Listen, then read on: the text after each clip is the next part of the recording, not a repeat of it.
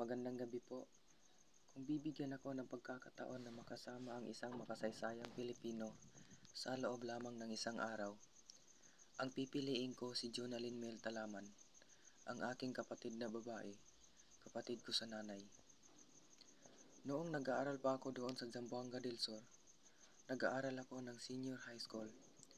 Siya na yung gumagastos sa akin dahil hindi kaya ng nanay ko.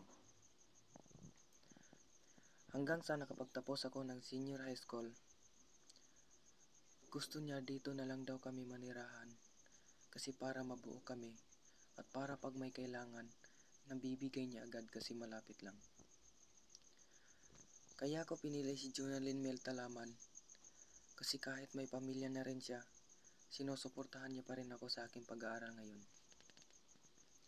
Kung andito man ngayon ang ate ko, siguro yayakapin ko siya ng mahigpit dahil hindi pa kami nagkita sa personal, nagkikita lang kami sa video call dahil nandoon siya sa abroad. Siguro pag nakauwi na siya, magbabanding kaming lahat magkapatid.